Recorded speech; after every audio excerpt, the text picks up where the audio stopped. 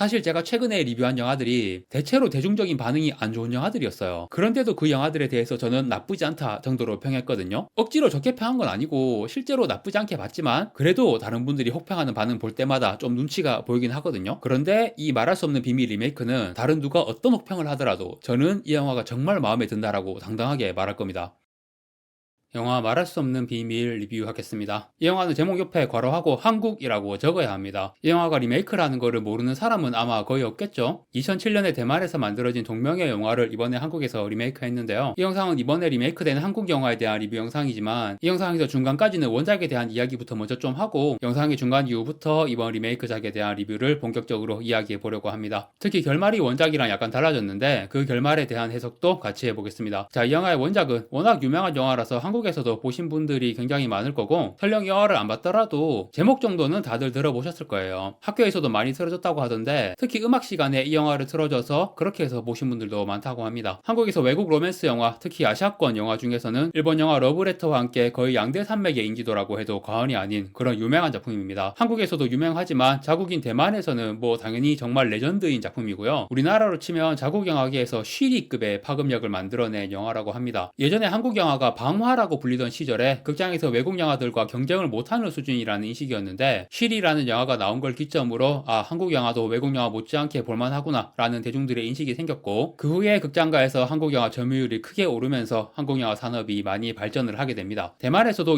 2007년에 말할 수 없는 비밀이 나와서 엄청난 흥행을 기록하면서 한국의 쉬리처럼 자국 영화에 대한 인식을 바꿀 정도로 큰 파급력이 있었다고 하고요. 실제로 그 이후로 대만 영화의 수준이 많이 올라가서 지금까지도 볼만한 작품들이 꾸준히 만들어지고 있습니다. 제가 리뷰 영상을 만들면서 대부분의 영화들을 결말이나 중요한 반전 내용 뭐 이런 스포일러는 되도록 없이 리뷰를 하려고 하거든요. 그런데 스포일러를 하지 않고는 리뷰할 만한 내용이 너무 제한되는 그런 영화들이 있어요. 그런 경우는 어쩔 수 없이 스포일러를 합니다. 말할 수 없는 비밀은 후반부에 정말 놀랄만한 반전이 있는 영화이고 이 반전이 정말 핵심적인 내용인데 이거를 얘기 안 하고는 리뷰를 해도 할 수 있는 말이 엄청 제한될 수밖에 없어서 어쩔 수 없이 스포일러를 포함해서 내용 이야기를 해보겠습니다. 뭐 워낙 유명한 영화니까 식스센스나 유주얼 서스펙트의 반전처럼 많이 알려진 내용이긴 할 거예요. 이 영화의 주인공이 예고의 전학으로 남학생인데 피아노에 천재적인 재능이 있는 친구예요. 그러던 어느 날 이 학교에서 한 여학생을 만나는데 거의 뭐 서로 한눈에 반한 거맨치로 급격히 가까워집니다. 근데 뭐 바로 좋아한다 사귀자 이런 건 아니고 썸 타는 분위기로 알콩달콩 만났는데 이 학생이 뭔가 좀 이상해요. 수업에 안 들어오는 날이 많고 학교에서 친구도 거의 없는 것 같아. 그래서 눈치 빠른 사람은 그냥 초반부터 반전을 어느 정도 눈치채기도 합니다. 특히 식스센스 같은 반전은 거의 레퍼런스가 되어 있으니까 그래서 그런 비슷한 반전으로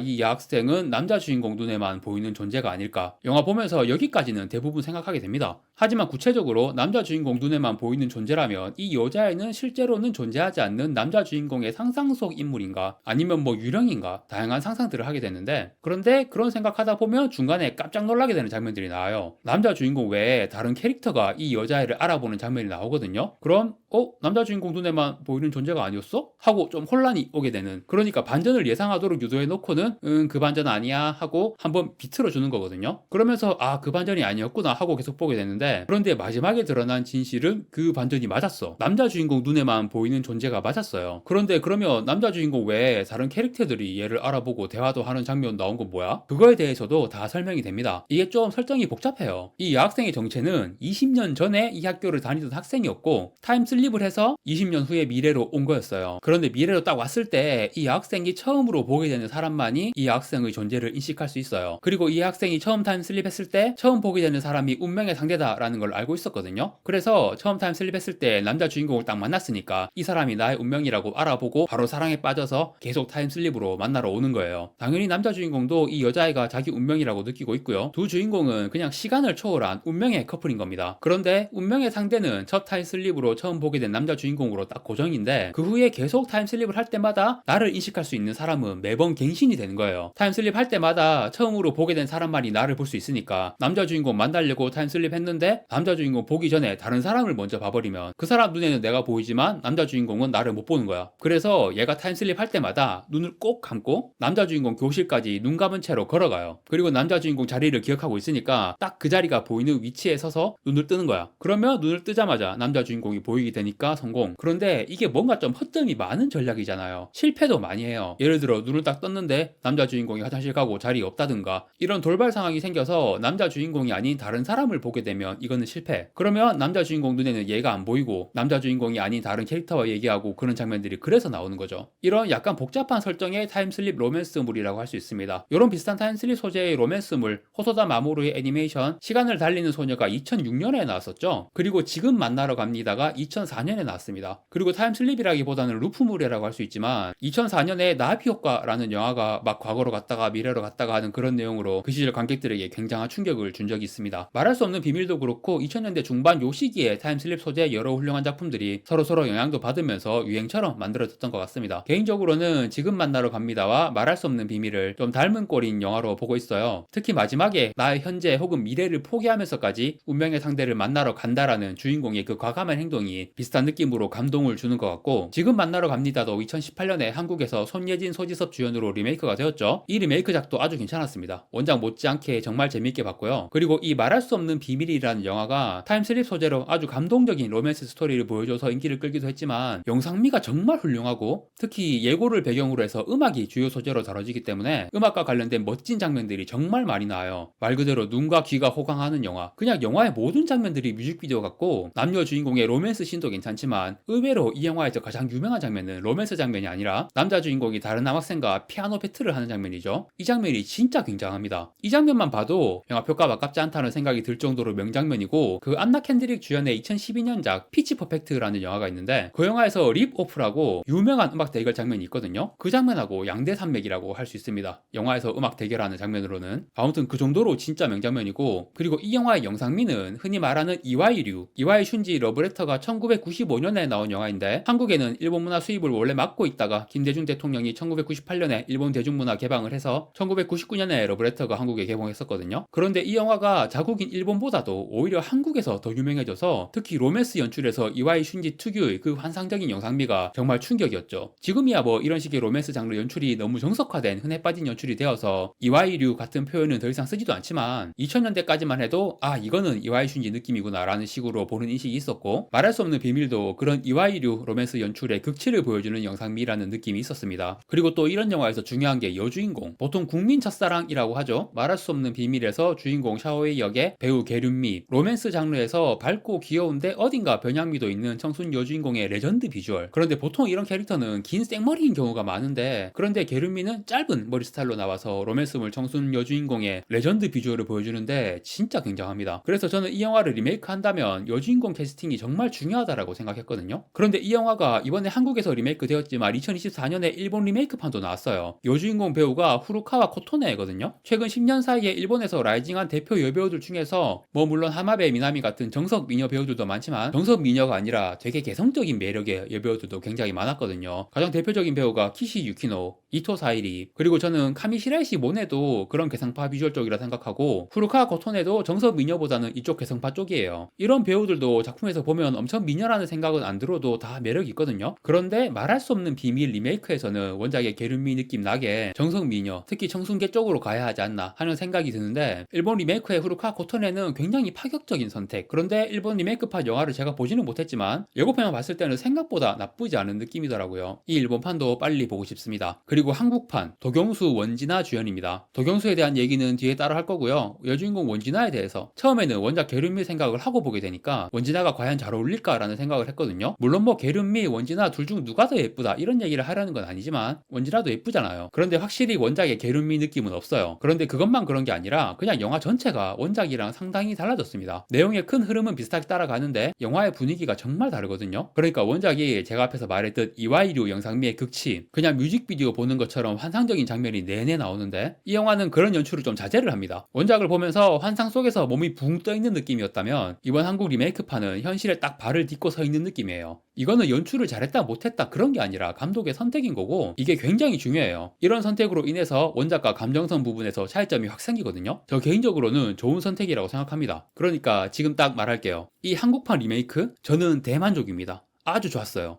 여주인공 원진아도 결은미 같은 환상 속의 국민 첫사랑 느낌이 아니라 현실에 발을 딛고 서서 내가 바라보는 여주인공이라는 느낌이고, 결은미와는 다른 느낌으로 되게 예쁘고 매력 있습니다. 이게 영상미나 분위기뿐 아니라 되게 현실이라는 걸 인식하게 만드는 장치를 많이 넣었거든요. 예를 들어 이 영화 주인공이 진짜 엄청난 피아노 천재인데, 제가 뭐 클래식 음악계에 대해 잘 아는 건 아니지만 진짜 이런 음악계의 최상위권 천재들은 어릴 때부터 외국 막 돌아다니고 여러 콩쿨 나가고 프로 데뷔 같은 것도 엄청 일찍 하지 않나요? 원작에서는 그런 내용이 없잖아요. 그런데 이번 리메이크판에서 남주인공은 정확히는 모르겠는데 이미 프로 피아니스트인 것 같아요. 주 활동 무대도 외국이고, 그런데 약간 슬럼프 같은 게 와가지고 휴식 겸 한국으로 돌아와서 학교에 다니고 있는 그런 설정이거든요. 그 노담의 칸타빌레에 나오는 게 손루이 같은 그런 느낌입니다. 그리고 원작은 고등학교 배경인데 이번 한국판은 대학교 배경. 이 변화도 굉장히 중요하죠. 원작보다 주인공들 나이가 3살에서 4살 정도 많게 설정이 된 거예요. 원진아가 지금은 30대인데 이 영화를 촬영할 당시에는 만으로 29살이나 30살 정도였던 걸로 알고 있거든요. 어차피 연예인들 다 동안이니까 고등학생이 아니라 대학교 3, 4학년 정도 나이의 캐릭터를 연기하기에 적합하고, 실제로 대학생 캐릭터에 딱 맞는 비주얼을 보여줍니다. 뭐 남자 주인공 도경수도 마찬가지고, 아무튼 주인공이 이미 프로 피아니스트고 원작에서 안 나오는 주인공 엄마 캐릭터가 나와요. 그 엄마도 엄청 유명한 피아니스트고 뭔가 막 구체적으로 피아노에 천재적인 재능이 있는 주인공이 그런 재능에 걸맞는 여러 현실적인 장치들이 주변에 다 있는 겁니다. 무슨 콩쿠르에서 우승하고 싶다는 그런 구체적인 목표도 있고 세계적인 피아니스트로 나아가는 그런 중요한 현실의 길에 서 있는 거예요. 자, 원작을 보셨다면 이걸로 원작과의 중요한 차이가 생기는 걸 아시겠죠? 결말 스포일러 합니다. 결말에서 주인공이 자기가 가지고 있는 현실의 중요한 걸 다 버리고 다른 세계로 떠나게 되는 거거든요. 그냥 본래 현실에서 주인공의 존재가 사라지는 거예요. 중요한 걸 다 포기하고 운명의 상대와 함께하는 삶을 살겠다고 마지막에 절박하게 달려가는 그 모습이 뭔가 엄청 환상적이기만 하고 현실과 동떨어진 것 같았던 원작에 비해서 주인공이 현실의 모든 것을 다 포기하고 간다는 그 느낌이 더 감정적으로 와닿게 되는 거죠. 이 선택은 훌륭합니다. 영화를 전체적으로 봤을 때 원작보다 나은 영화라고 할 수는 없어요. 그렇지만 원작과 다르게 한 선택들로 인해 원작이 없었던 뭔가가 나오긴 한 거예요. 그냥 원작 재탕이거나 모든 부분에서 원작의 열화인 리메이크들도 많은데 이 리메이크작은 괜찮습니다. 훌륭해요. 사실 제가 최근에 리뷰한 영화들이 대체로 대중적인 반응이 안 좋은 영화들이었어요. 그런데도 그 영화들에 대해서 저는 나쁘지 않다 정도로 평했거든요. 억지로 좋게 평한 건 아니고 실제로 나쁘지 않게 봤지만 그래도 다른 분들이 혹평하는 반응 볼 때마다 좀 눈치가 보이긴 하거든요. 그런데 이 말할 수 없는 비밀 리메이크는 다른 누가 어떤 혹평을 하더라도 저는 이 영화가 정말 마음에 든다라고 당당하게 말할 겁니다. 자, 결말 내용에 대해서 더 자세하게 얘기를 해볼게요. 제가 주인공이 다른 세계로 떠난다라고 했는데 정확히는 여주인공이 있는 과거로 간 겁니다. 이 영화 설정이 특정한 장소에서 특정한 피아노로 특정한 악보를 연주하면 시간 여행을 할 수 있다는 거예요. 그런데 이 영화의 마지막에 그 특정한 장소가 사라집니다. 그 장소가 있는 건물이 철거가 돼요. 그 철거가 되기 직전에 건물이 다 무너져 내리고 있는 상황에서 주인공이 가까스로 연주를 다 끝내고 과거로 가거든요. 그런데 시간 여행을 할 수 있는 그 장소가 사라졌으니 이제 영영 못 돌아오죠. 그 정도가 아니라 제가 볼 때 건물이 사라지고 시간 여행 스팟이 소멸했다는 의미는 이 세계선이 완전히 새롭게 재정립이 되었다는 의미예요. 그 나비 효과라는 영화에서 주인공이 과거에서 행동을 바꿀 때마다 나머지 시간선의 사건들이 다 재정립되는 것처럼, 자, 이거는 원작 기준 얘기인데 주인공이 단순히 본래 있던 세계에서 사라진, 그러니까 실종인 게 아니라 원래부터 존재하지 않았던 게 되지 않을까, 저는 그렇게 생각하거든요. 왜냐하면 원작에서 주인공이 과거로 갔을 때 마지막 장면에 그 과거 세계의 학교에서 주인공이 졸업을 하고 졸업사진에 찍혀있는 모습이 나와요. 뭐 그 과거 세계에 원래 존재하지 않던 사람이 미래에서 왔는데, 그런데 뭐 그 사람이 천재적인 피아노 실력이 있는 훌륭한 인재니까 나라에서 혹은 음악계 권력자들이 신분도 만들어주고 그런 식으로 했을 수도 있겠죠. 그런데 그보다는 그 시간 여행 스팟이 소멸됨으로 인해 주인공은 과거 세계로 속한 존재가 되었으니까 그걸로 세계선이 재정립이 되면서 주인공은 원래부터 과거에 있었던 사람이 되는 게 아닌가, 그런 설정으로 보는 게 되게 자연스러워요. 원작 마지막 장면 둘이 만났을 때 여주인공 계륜미의 표정도 그렇고 그 졸업사진도 그렇고 세계선의 재정립이라고 이해하는 게 자연스럽습니다. 그런데 원작의 미해결 떡밥으로 남아있는 게 있거든요. 일단 그 청소부 아저씨가 왜 장애인이 되었는가, 이 떡밥은 중요한 건 아닌데 그래도 저는 궁금했어요. 그런데 이번 리메이크판에서는 이 청소부 아저씨 캐릭터가 아예 나오질 않아요. 그래서 이 떡밥은 그냥 없는 셈 치고, 그보다 진짜 중요한 떡밥, 남자 주인공이 과거로 오지 않은 세계선에서 여주인공은 결국 어떻게 되었는가. 원작에서 여주인공이 천식이라는 설정이 있어가지고 특히 감정적으로 격해지면 천식 발작이 심해진다 이런 설정이 있거든요. 그래서 원작에서 천식 때문에 쓰러지는 장면이 나와요. 그런데 확실히 죽는 모습은 안 나오는데, 그래서 죽었는지 살았는지, 살아있다면 현재 시점에 여주인공은 어디서 뭘 하고 있는지, 그런 떡밥들이 있는데, 이 영화가 주연 배우 주걸륜이 각본도 쓰고 연출도 다 한 영화거든요. 이 영화에서 내용 이해가 안 되는 부분들에 대해서 주걸륜이 질문도 받고 직접 답변도 해주고 그랬거든요. 대표적으로 시간여행으로 과거로 간 주인공을 그 과거 세계의 다른 사람들이 정상적으로 인식을 할 수 있는지, 정상적인 생활이 가능한지, 이런 질문에 대해서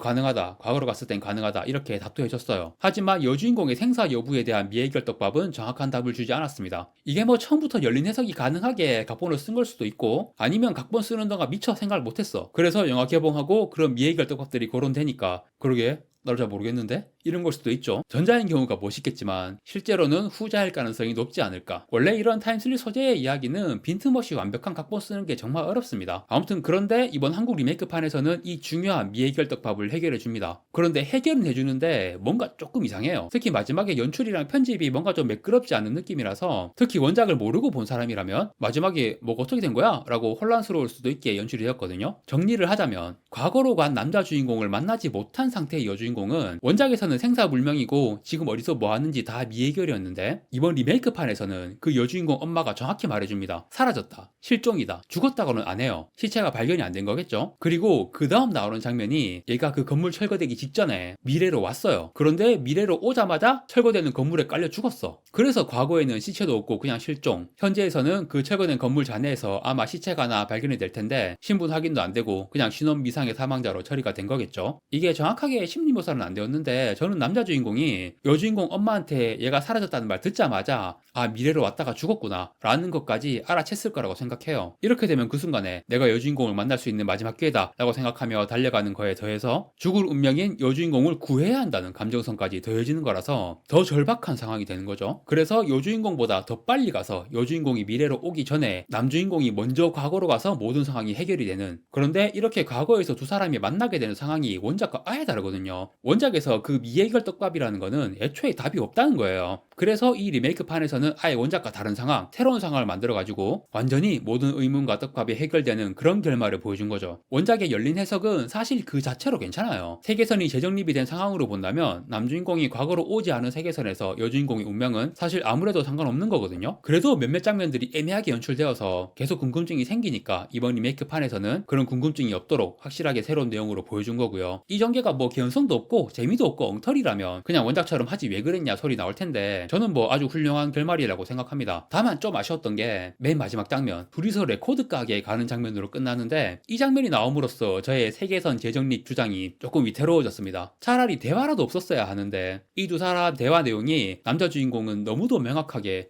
이 사람은 미래에서 온 존재, 이레귤러 이런 느낌이 팍팍 나는 대화를 서로 나누거든요. 원작에서 왜 게른미가 마지막에 남자 주인공을 보고도 헉 놀라거나 반가운 표정이 아니라 뭔가 미묘한 표정을 지었는지, 그 뒤 영화가 왜 두 사람의 모습을 더 보여주지 않고 졸업사진 한 장만 딸랑 보여줬는지, 그 엔딩에 여운이 남는 감성이라는 게 이 부분에서는 이번 리메이크판이 원작에 완전히 밀린 거죠. 이 엔딩의 여운도 그렇고 앞에서 말했듯이 영화가 전체적으로 분위기나 연출 이런 게 뭔가 원작의 그 환상적이고 감성적인 느낌이 더 좋았다고 하면서 이번 리메이크가 원작보다 많이 아쉽다 이렇게 평가를 할 수도 있을 거예요. 저도 굳이 말하자면 원작이 더 좋습니다. 특히 피아노 배틀 장면, 원작의 최고 명장면인데 리메이크에서는 이 장면은 좀 실망이었어요. 사실 원작이든 리메이크든 이 배틀 장면에서 규칙이 정확하게 이해가 되는 건 아니거든요. 피아노나 음악에 대한 전문가가 아니니까. 그런데 어쨌든 원작에서는 상대가 걸어온 수를 주인공이 멋지게 받아치는 그렇게 1합씩 주고받는 그런 대결의 느낌이 확실히 났는데 이번 리메이크판에서는 그냥 각자 지 하고 싶은 대로 실력 뽐내기만 하는 느낌이었고, 그리고 원작에서 되게 신나는 느낌의 장면이었는데 리메이크판에서는 연주하는 곡이 제가 잘은 모르지만 아마 리스트하고 라마니노프 곡이었던 것 같은데 아닐 수도 있고요. 뭐 아무튼 그래서 곡도 좀 어둡고 무거운 느낌이라 원작에 신나는 느낌이 전혀 없어서 그 장면은 매우 실망이었습니다. 출연 배우들에 대해서는 여주인공 원지나 앞에서도 얘기했지만 원작 게르미와는 전혀 다른 느낌이 없는데 그래도 여러가지 이번 리메이크에서 달라진 설정들에 매우 부합하는 거의 완벽한 여주인공 캐릭터를 보여준 것 같고요. 남주인공 도경수, 이상하게 이런 아이돌 출신 배우에 대해 안 좋은 의견들이 나오곤 하던데 저는 원작의 주걸림보다도 리메이크판의 도경수가 더 괜찮았습니다. 원지나와 마찬가지로 원작과 달라진 설정에 잘 부합하고 연기도 괜찮았던 것 같아요. 제가 사실 뭐 남자 아이돌 좋아하고 그런 건 아니지만 유튜브에서 K-팝 아이돌 뮤직비디오도 많이 보고 엑소 노래는 콜미 베이비랑 중독 이런 노래들 좋아해서 뮤직비디오도 많이 봤거든요. 그런 뮤직비디오 볼 때도 멤버 중에 도경수가 혼자 뭔가 모범생 같은 반듯한 느낌의 비주얼이라 눈여겨봤는데 배우로 활동하는 작품들 봐도 상당히 괜찮은 느낌이에요. 그리고 신예은, 더 글로리의 악역으로 유명했지만 이 영화에서는 그 남주인공 딱 사랑하는 역할인데 성격 좋은 학교 퀸카 역할로 비주얼 연기 다 좋았던 것 같습니다. 이렇게 배우들도 다 괜찮았고 이번 리메이크 작품은 피아노 배틀 장면이랑 엔딩 장면 살짝 아쉬웠던 거 제외하면 정말 마음에 듭니다. 1월에 본 한국 영화들 중에서 뭐 넘사벽으로 재밌게 봤습니다. 원작이 워낙 좋았기 때문에 이번 리메이크판도 꽤 기대를 했는데 그 기대를 충분히 채워준 아주 훌륭한 작품이다. 그렇게 이번 리뷰를 정리하겠습니다. 네, 이번 영상은 이것으로 마치겠습니다. 구독과 좋아요 부탁드리고요. 시청해주셔서 감사합니다.